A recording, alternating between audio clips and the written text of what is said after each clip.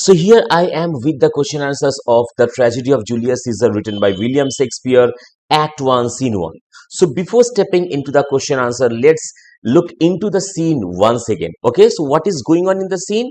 In this particular scene, Romans are celebrating Caesar's triumph over Pompey, where tribunes are preventing them and disrobing Caesar's image. तो जितना सारा romance है, से Roman का जो citizen है, रोम का जो सिटीजन है, सब कोई बाहर आ गया है, रास्ते पे आ गया। क्यों? क्योंकि वो लोग सेलिब्रेट कर रहा है सीजर का triumph. Okay, on the other hand two tribunes have come and they are preventing them and disrobing Caesar's image. Now let's get into some few multiple choice questions. So the first one, what is the rule that Merulus referred to? Merulus ने जो rule कहा है वो क्या rule है? Workers ought to wear signs of their trade. कि workers जितना है उन लोगों को अपना जो लेबरिंग डे है उनमें उन लोगों का जो यूनिफॉर्म है वही उन लोगों का पहनना होगा। Okay, so workers ought to wear signs of their trade. Now question number 2, what sarcastic reason does the cobbler give Flavius for leading citizens on the street? तो याद है आप लोगों को कि फर्स्ट सीन में हम लोग यही दिख रहा है कि जो रोम का जो सिटीजन है वो लोग कहाँ पे आ गया, वो लोग रास्ते पे आ गया है। तो वहां पे फ्लेवियस को क्या सरकास्टिक रीजन दे रहा है कॉबलर? कॉबलर यहाँ पे बोल रहा है to get himself more work, यानी कि सब कोई जूता पहन के बाहर आएगा तो उन लोग का जूता फट जाएगा और फिर वो उन जूतों को सिएगा। That means to get himself more work. Now question number 3, what does the cobbler say to show that he is a master of craftsman? कि कॉबलर ने क्या कहा था ये समझाने के लिए कि वो मास्टर ऑफ क्राफ्ट्समैन है? So the answer is every shoe wearing gentleman has won his handy work. Now number 4, why according to Marullus would there be a plague? Plague is a kind of disease. So Marullus के हिसाब से या फिर according to मेरुलस plague क्यों होगा? Because due to the ingratitude of citizens, because all the people are celebrating Caesar's triumph, they are not supporting Pompey. So according to the those two tribunes, they are showing their ingratitude towards Pompey.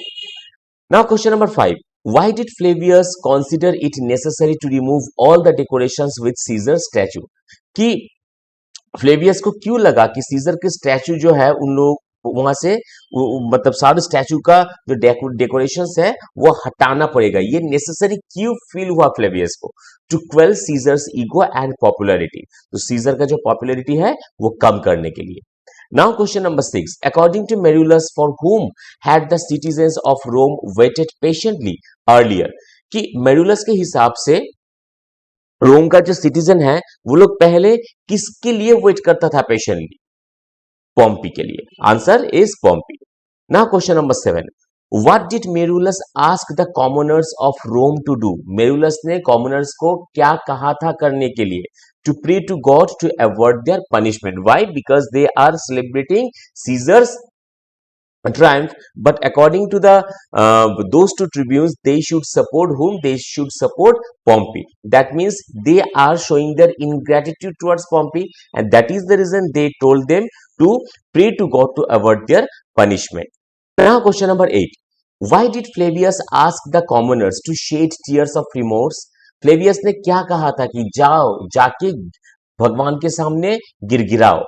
Answer, for the dishonour shown to Pompey, क्योंकि उन लोगों ने जो dishonour show किया है Pompey के लिए, Pompey को सपोर्ट ना करके, इसीलिए।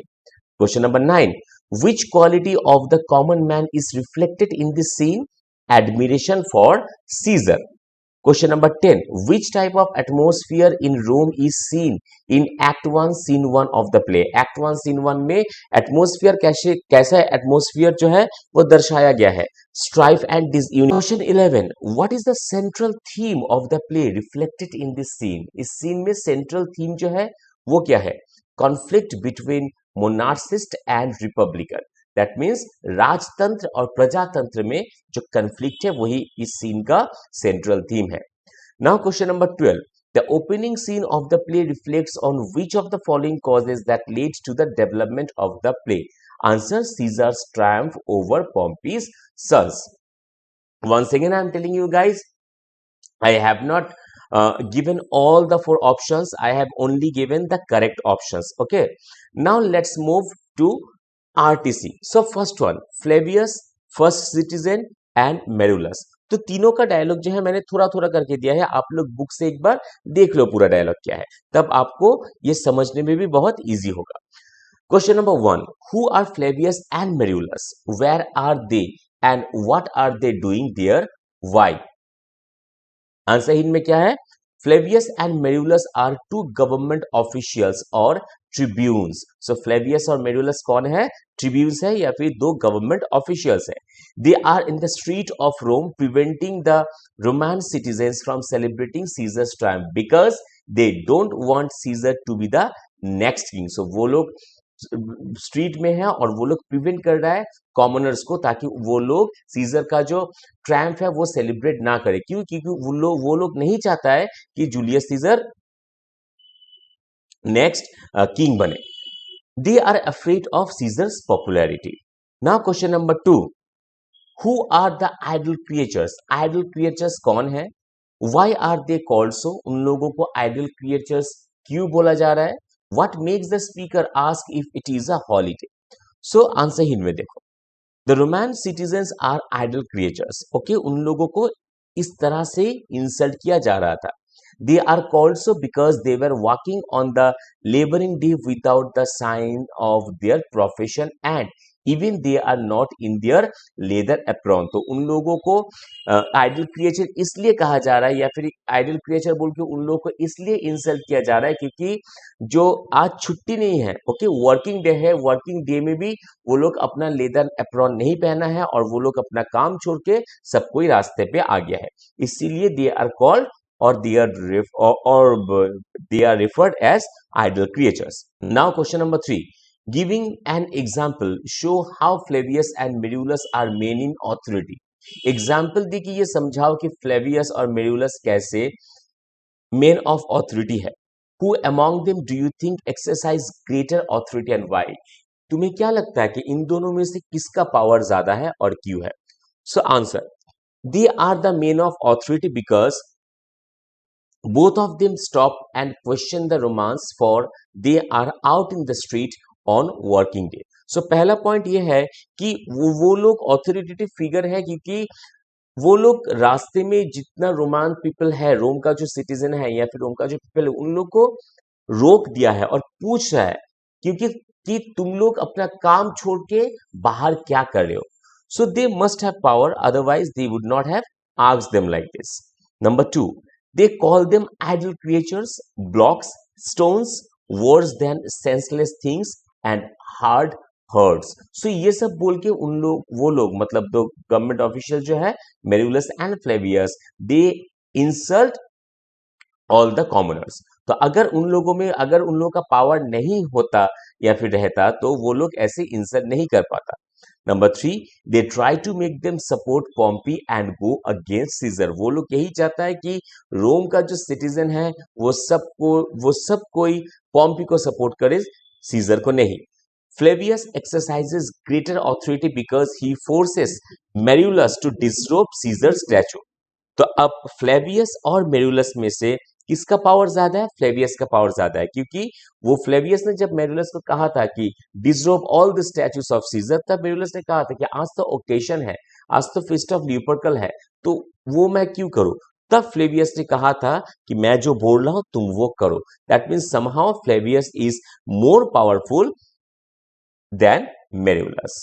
आई hope clear. Now coming to the next one. Once again, a trade, sir, that I hope I may use with. What trade? Thou knave, thou naughty knave, what trade? Nay, I beseech you, sir, be not out. Dot dot dot dot. यानी कि यहाँ पे भी same मैंने पूरा dialogue नहीं लिखा है, आप लोग की बुक से पूरा डायलॉग देख लो. So what is the first question? Who is the knave to whom is he answer. यहाँ पे नेव किसको कहा जा रहा है और वो किसको आंसर दे रहा है? तो नेव यहाँ पे कौन है? सेकंड सिटीजन यहाँ पे नेव है एंड ही इज आंसरिंग मेरुलस. यानी कि मेरुलस ने सेकंड सिटीजन को नेव कहा है और वो नेव यानी कि सेकंड सिटीजन जो है वो मेरुलस को आंसर कर रहा है. Question number 2, who is Marullus, why is he scolding the shoemaker? Marullus कौन है और वो क्यों ऐसे इंसल्ट कर रहा है शू मेकर को या फिर डांट रहा है बोल सकते हो। Marullus is a Roman tribune who is appointed to protect the rights of the common people.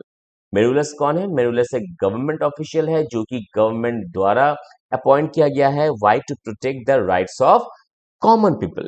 He is scolding the shoemaker because he, along with other artisans, has come out on the street to celebrate Caesar's triumph over Pompey on a laboring day. तो मेरुलस यहाँ पे उन लोगों को insult क्यों कर रहे हैं? क्योंकि वो लोग और भी लोगों के साथ और भी जो आर्टिस्ट है उन लोगों के साथ बाहर आ गया है, काम काज छोड़ के रास्ते में आ गया। क्यों? क्योंकि वो लोग सीजर का जो ट्रायम्फ है वो सेलिब्रेट कर रहा है या फिर करना चाहता है। Now third question, what is meant by naughty knave? What does this expression tell us about the attitude of the Romans towards their artisans?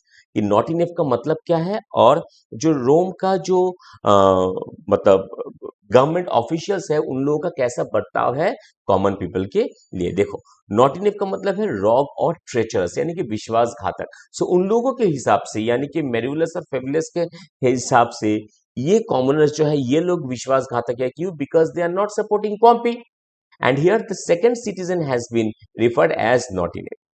Now, Romance tribunes are very rude and inconsiderate towards their artisans.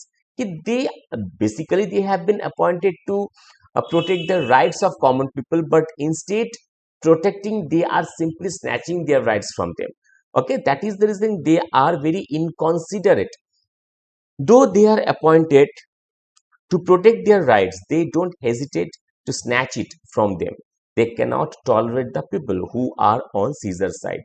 कि जो भी scissor को support कर रहा है वो लोग उन लोगों को ये जो दो गवर्नमेंट ऑफिशियल्स है ये लोग टॉलरेट नहीं कर पाता है। Now last number 4, give the double meaning intended in the following expression but not out be not out with me yet if you be out sir I can mend you. So ये जो line है be not out with me yet if you be out sir I can mend you, इसका जो दो meaning है वो दो meaning क्या है? फर्स्ट ऑफ ऑल देखो, देयर इज अ पन इन्वॉल्व इन दिस डायलॉग। इस डायलॉग में पन इन्वॉल्व है, एक सरकाजम जो है वो इन्वॉल्व है। In the first instance, the shoemaker is stating his profession, and on the other hand, he is warning Merulus that he can bring him on the track if he behaves crossly. तो पहला meaning जो ये है वो actually बता रहा है कि मैं क्या काम करता हूं। वो ये बता रहा है कि मैं जूता मेंड करता हूं। Okay, I mend shoes. So first of all, he is telling him about his profession. Second, वो ये बोल रहा है कि अगर आप ऐसा बिहेव करोगे मेरे साथ तो मैं आपको भी मेंट कर सकता हूं, यानी कि I can bring you on track if you behave crossly with me, if you out with me. अगर आप मेरे साथ ऐसे बुरा बर्ताव करोगे तो मैं जैसे मैं शूज मेंट करता हूं मैं आपको भी मेंट कर सकता हूं। सो बस इतना ही क्वेश्चन मैंने किया है। आप लोग और भी क्वेश्चन करो ताकि कंसेप्ट और ज्यादा क्लियर हो जाए। And thank you for watching. Please subscribe the channel if you have not subscribed yet, so that and definitely hit the bell icon so that you never miss a single update. And please like, comment and share with your friends. मिलते हैं next video में, तब तक के लिए bye bye, see you and God bless you.